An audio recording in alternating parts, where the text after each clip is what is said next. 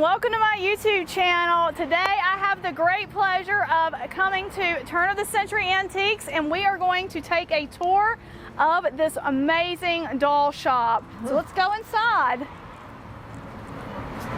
Hi. Hi, Rachel. Thank you for coming. Thank you for having us today. Come on in. I am so excited to do this tour. Well, it's such a treat to have you and all of your wonderful friends on the internet here. Hello, everybody. Thank you for joining. We love having you. So we are going to take a look around the store now. Let's do it.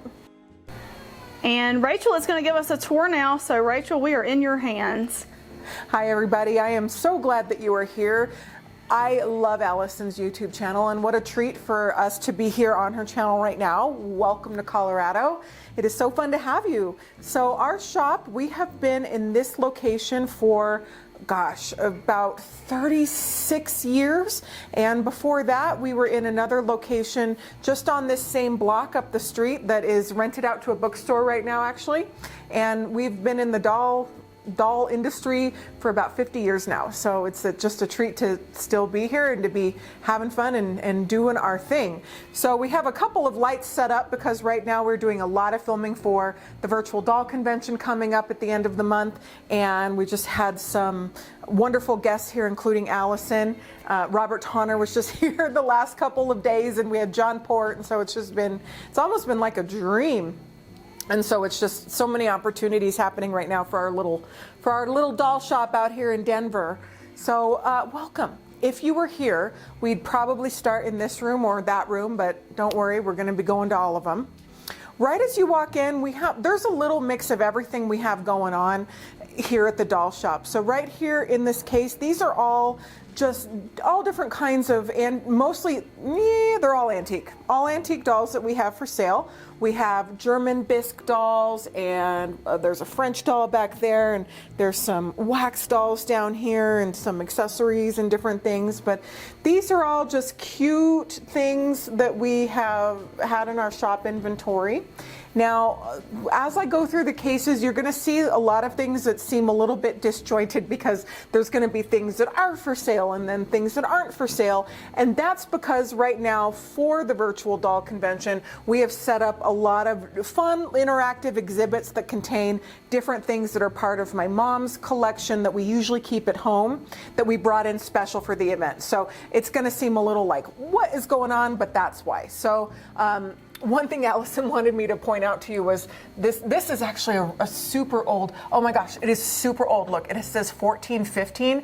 We're 1475. Oh my gosh, it's so pretty and fancy. It's creased right there, but yeah. So this is for our first shop. Oh wow. That's how, see, we use everything, so I found actually a big stash of those, and so we've been using them. Yeah, why not? Upcycle. Why not? So we have the lights here, but in this case, this is just a hodgepodge of fun little antique automatons. They're all kind of silly and do different things, but we love them. Let's see if I can open this case right here. See if these ones. Oh wow.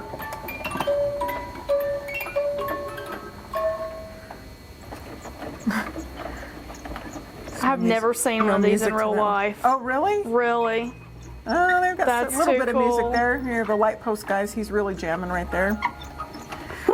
I love our little bird cages. And so most of these are, we would call them mechanicals, or sometimes you can call them automatons, but they all kind of do something. These two really jam. They're really going. I'll show you a different one downstairs, but you know, it's fun.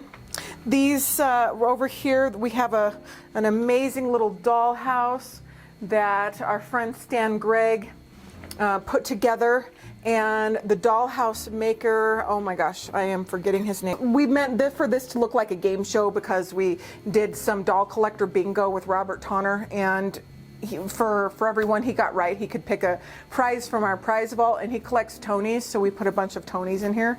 They're all needing to be fixed up, which Robert loves to do. He actually loves to fix up dolls and do their hair and fix their faces. So the ones on the floor are the ones he picked, and we're going to be sending those to him. on Monday. That's so cool. Isn't that fun? That is fun. So for our filming and our virtual convention, we were literally working up into the last second.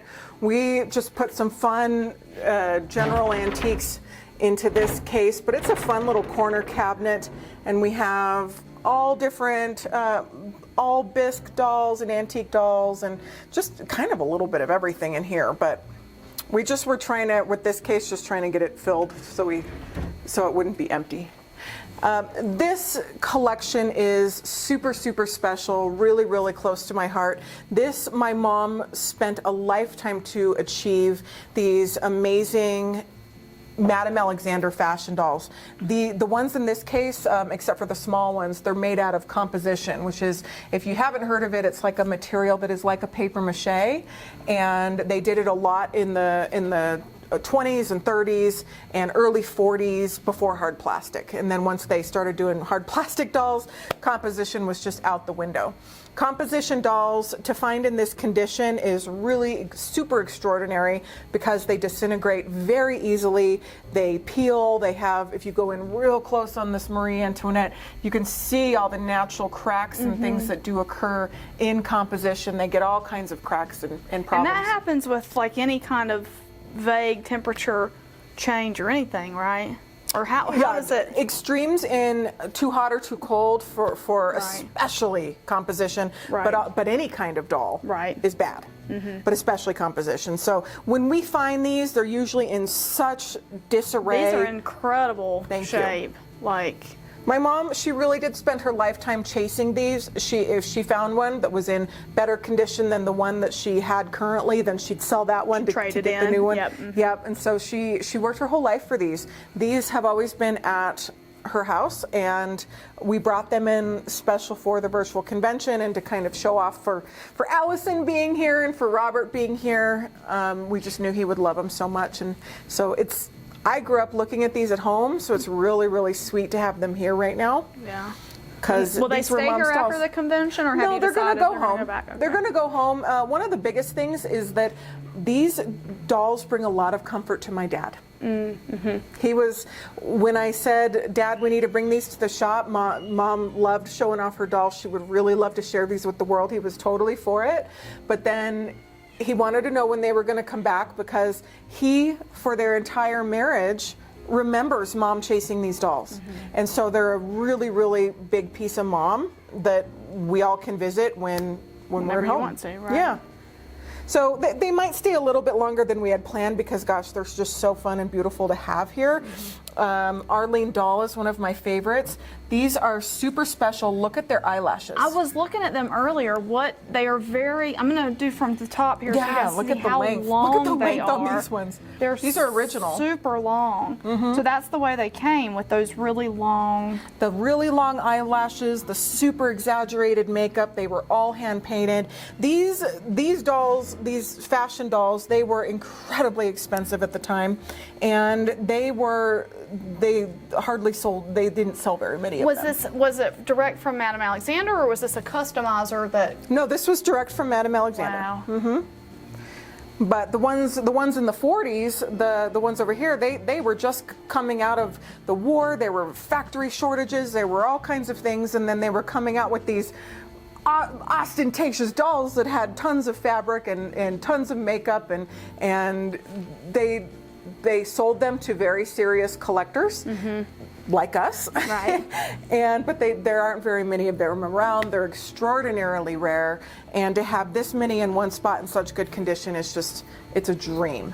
So amazing. it's been really fun to have them here, and every time I walk in, I think, gosh, Mom would have loved this.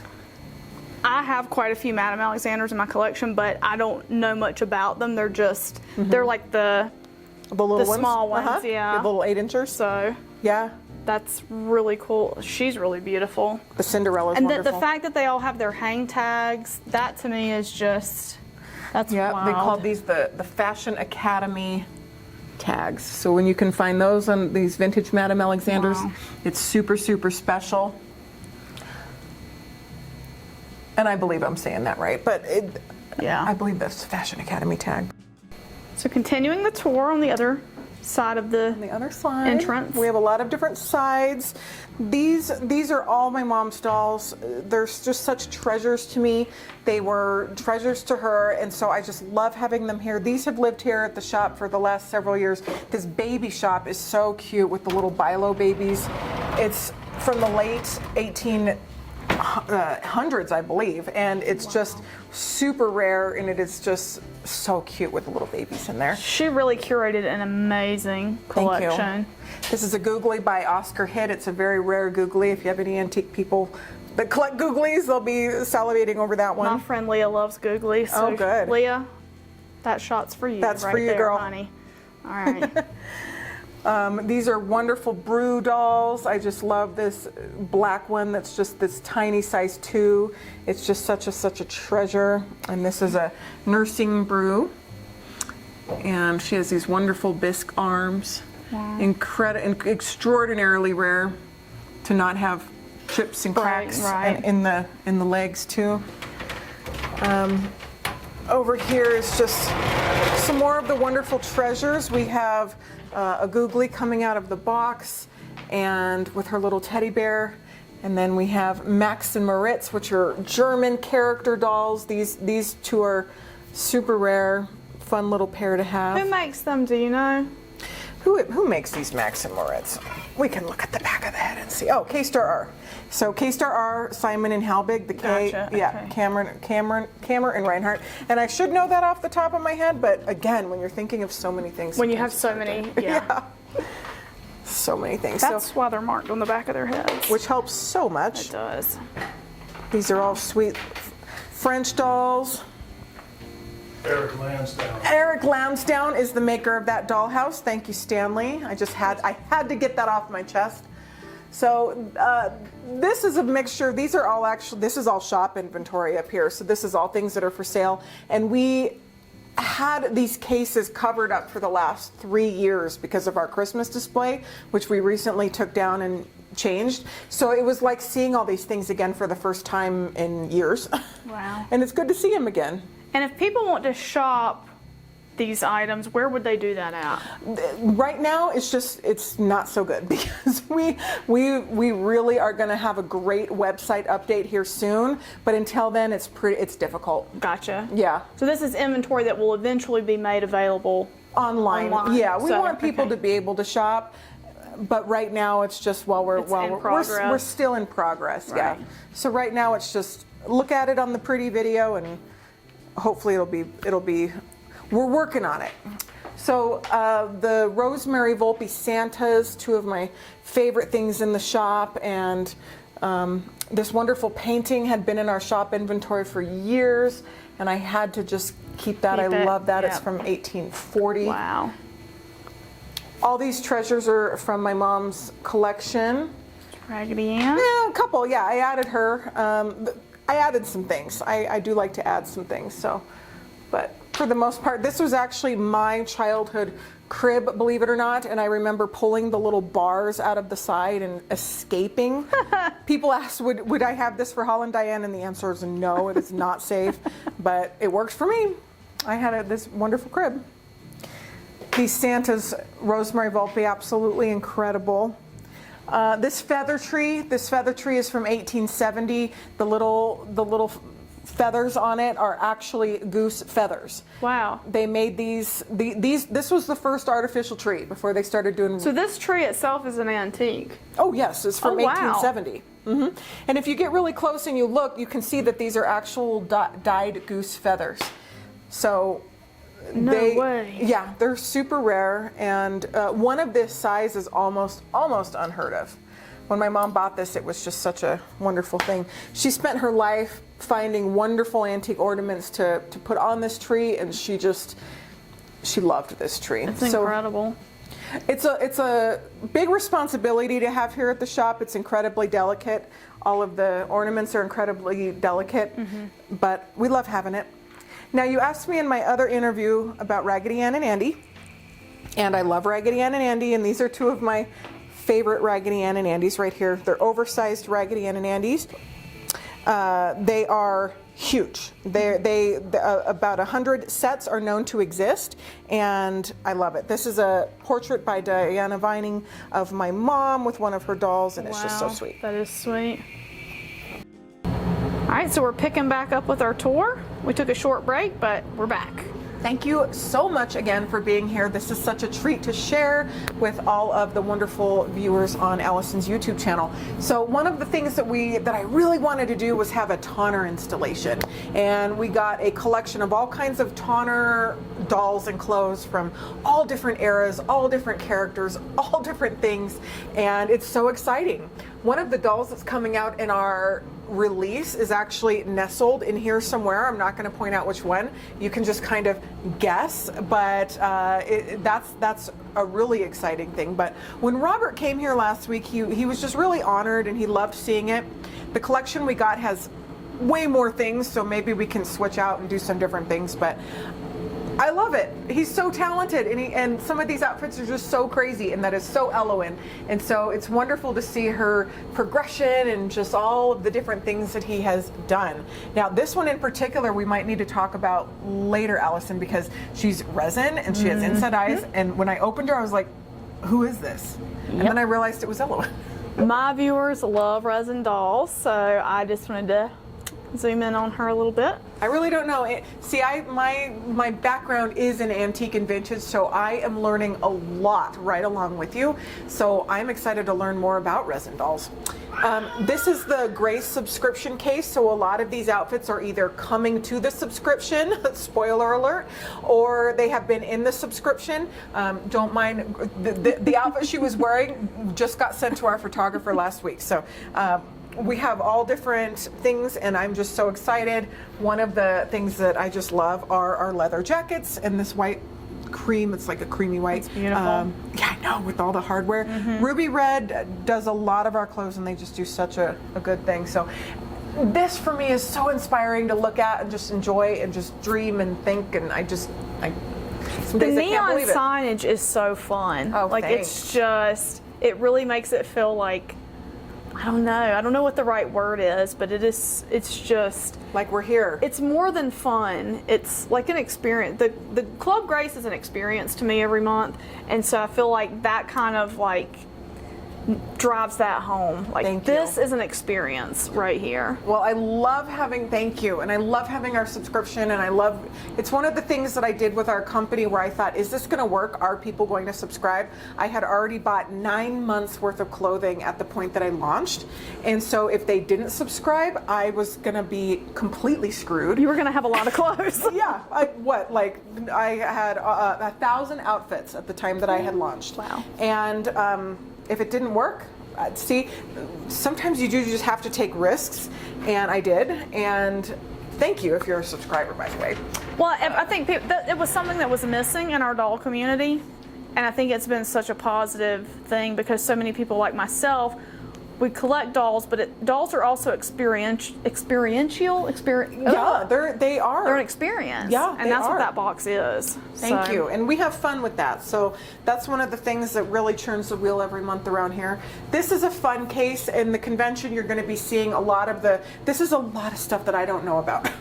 And John Port, who's a teddy bear expert, gives us a lot of in-depth information about all of these wonderful antique and vintage pieces. They're just so fantastic. I love them. I do see a lot of my they're old. favorite characters in here, so I'm excited to hear what John has to say about them. Yeah, Dumbo. I love all the Dumbos. And we put up our Show and Hut circus tent and all kinds of fun things. So I love that on Allison's channel I can really learn so much about doll culture and different things. A lot of things that we have here that I want Allison to look at so she can explain to me what they even are. And then on my channel we get to show a lot of the antique and vintage side of things as well as the modern. That's what I like. I learned so much just about that stuff because that's not where my expertise lies. So yes, it's so fun that you bring in experts too to explain even further. Well, I have to because there's just so much to learn.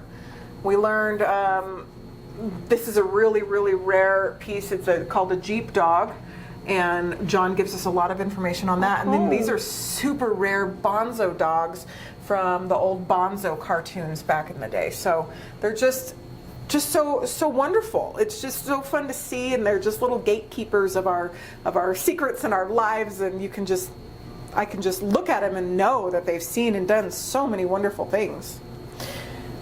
This is one of my favorite dolls. This is a Betty Boop by Greg Ortiz, and she is incredible. Totally articulated. Yeah, she's wonderful.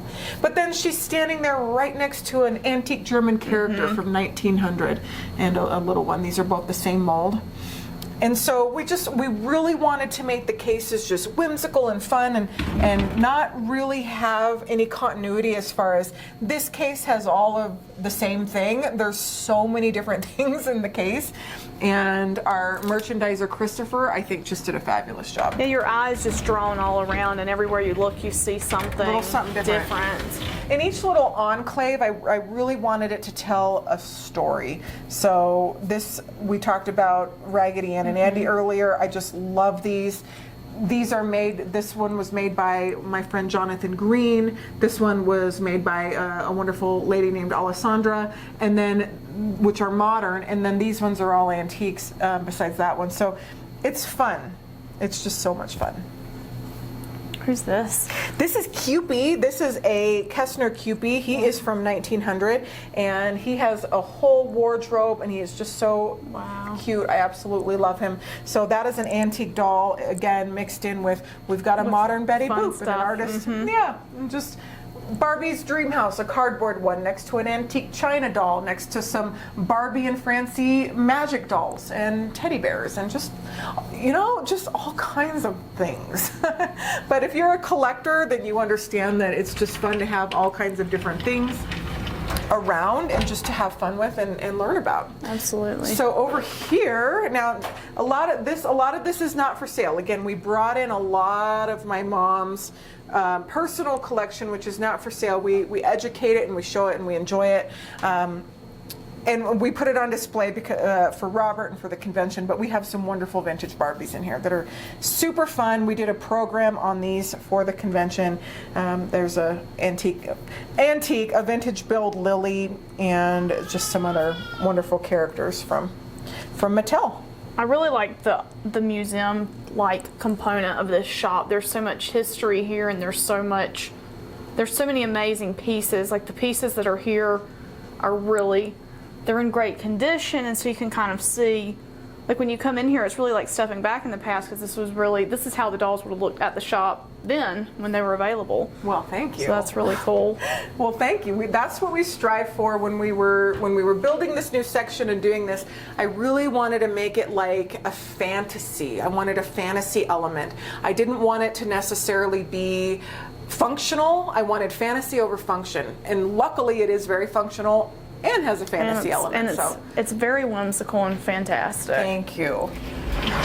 So we just like to tell stories and have the dolls do and have fun and do their thing. So this is the antique case. All of the dolls in this case are all antique, so they're all going to be well over 100 years old. If not, some of them are quite early. What is the definition of antique? How old does it have to be? Well, a good rule of thumb is going to be is 100 years. Okay. So that is so crazy to think that something from like the 1922 is now an antique. Mm-hmm. And it is. In UFDC's definition, you can say anything from 1930 and older is an antique. Oh, wow. So okay. for us, it's always been 100 years. Yeah. That's a good rule. And that just kind of makes it easy. It's 100 years. These are all well over 100 years. So we're going back into the 1880s in this case right here with all of these Do you treasures. know off the top of your head what's the oldest doll in the shop? The oldest doll in the shop is definitely going to be a wood doll. I would think some of these dolls, like the paper mache dolls, are all quite early. I have to think. She might be up front. But a lot of these dolls are quite old, which is again going to be the late 1800s. Oh, I'm thinking the doll with the forehead in the front is the one. Which one? It's in the front. It might be the oldest one. I think I know which one you're talking about.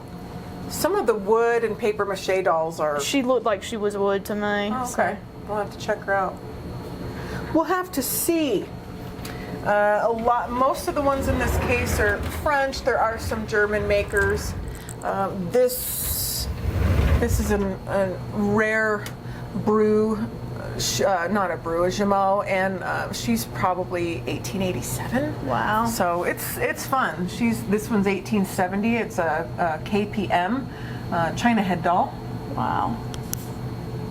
And we have an open mouth Jameau from 1907. and Big ones. A big Mama Jama. Do the big ones, do you find, are they normally, do they retain their condition better or worse?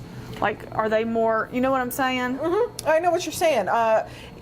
No, because people they collect the big ones or the small ones, and they usually, if they've made it this long, then they're not being played with anyway. Yeah. Gotcha. Exactly. Understood. Okay. Yeah. If they've made it this far, then somebody cared about them. So when they would have broken, it would have been probably when they First came out. Yeah, right. They probably didn't survive way long ago. So. Luckily, a lot of them survived, and we get to enjoy them and collect them and have fun with them. But my antique dolls, they stand with equal pride with the modern, with the vintage, because it's all fun and it's all dolls. Like that's one thing that has never been off limits here, is all kinds of dolls. So our inventory is definitely curated with things that I love, and I love a lot of things. I understand that. Yeah. I understand that. Yeah, right? And so does Allison. Okay, we have to do a little off-roading because we're here, and that's just kind of part of the deal. Once we go through the velvet curtains, everybody, right. When I say keep your arms and legs inside the vehicle at all times, I mean it. And it's honestly for your protection, for the safety of our performers, and for your safety. So we're just going to kind of go right here, but hopefully tomorrow we're going to do a little tea time with Allison, and she's going to show us. I have some crazy dolls here that I don't even know anything about, that are like Jamie Show resin dolls. Resin fashion. Okay. So we're gonna what is talk resin about made that. out of? It's a type of plastic. I mean, it is a type of plastic, and it is a petroleum product, but it's more durable than, say, well, there's a lot of, it's hard for me to sit here and think. It feels like sort of like porcelain, and to me it's more durable than porcelain, but that's because a lot of the porcelain I've had over the years has been cheap porcelain. Like I haven't had really great porcelain dolls until recently. But resin is like really durable. You can paint it and repaint it. It doesn't really stain the way that plastic or vinyl does. And it just has like more of a porcelain kind of feel. I love the way it feels. And I have hardly had any experience with it until now. We have some Momoko dolls these are going to be so fun to look at. I can't wait. We're going to look at them, figure out some stuff about them. And then a lot of this is back stock for Grace. I always keep a couple outfits here just in case, like if I have to, sometimes it has literally happened where I had to go on the news or do an impromptu interview or something, and I have to have something nice. I keep full makeup, full hair stuff here so that I can, if I needed to, do something. But for usually I'm like wearing a work shirt and a pair of shorts and tennis shoes, because we work hard here, and we are constantly like hauling boxes and doing things, and it's just so crazy. Right. So the back end is really what you would, I guess, think of when you think of like a workshop. I had dreams of having it all organized before Allison came, but I like to see the real. This is a working doll shop, y'all. This is, the front is the pristine, gorgeous, doll shop. Yeah. This is where the real work and love and things happen back here. This is how we churn the wheel. So the stuff that we do back here is what affords all the beauty up front. Right. So we work so hard back here. Our shipping station, subscription boxes that are ready to go out. It might look chaotic, but it's really not. That's all inventory that's coming in for next month's subscription. That's my wonderful honey Derek that's watching our baby so we can be filming right now. Thank you, sweetheart. So watch your step right here. This is where we do a lot of our in-house repairs. So much. Stanley's incredibly talented. He can repair and do anything. He was helping us with filming earlier too. Oh, he does that. This is where, if you watch our channel, some of our most popular videos are the work we do with Linda, who does a lot of our doll repair. And this is where we can really learn, because Linda is just a treasure trove of so much knowledge. And she shares so many things about caring for and repairing antique dolls. So that's a huge, huge part of our culture here at the doll shop, is empowering people to be able to care for their dolls at home and not feel afraid to do it. So we're constantly showing the same thing over and over, because it's like, just try it. It's okay, I promise. This is a wonderful 40-inch French fashion by Francois Gautier. Wow. And she's just like layers and layers of clothing. You know, she's just totally amazing. They cost thousands of dollars, and it's just such a difference between like this and then working with something fresh out of the box. And I love both. I love both. So we'll be working with these next week and filming that whole process, which we do a lot. That's really exciting. Yeah. Well, Rachel, thank you so much for you're bringing us welcome. on the tour. Thank you for letting us peek behind the curtain back here. This is always, so cool. always. I just think it's such a, I think there's so few places like this left in the world. Well, thank you. What you have here is so special, and I'm just so grateful to have been able to have seen it, and grateful that you're allowing my viewers to check it out as well. Thank you. I really appreciate you being here. It is such a pleasure. And if you're out there and you're watching and you think, man, I'd love to have a doll shop one day, do it. Do it. I want you to do it. I want more doll shops around. We can all do it. Get a YouTube channel and open your doll shop and do it. And you can do it, because there is such a craving for what we have and what we offer and what we put out there. Absolutely. There's such a craving. Every city needs a doll shop. So I hope that you want to do it and do it. I hope that this inspires future doll shop entrepreneurs. Get it. Thank you, Rachel. Thanks, everybody. Bye. Bye.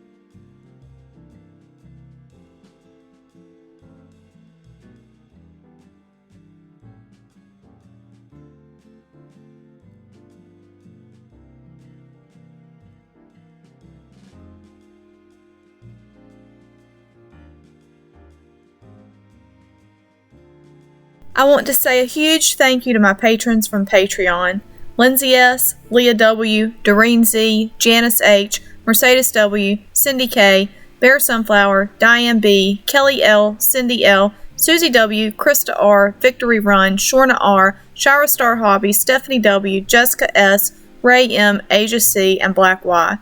Your support helps me continue bringing you great dolly content, and it means so much to me. For information on how you can become a supporter of this channel, please see the link in the video description. Thank you so much for watching.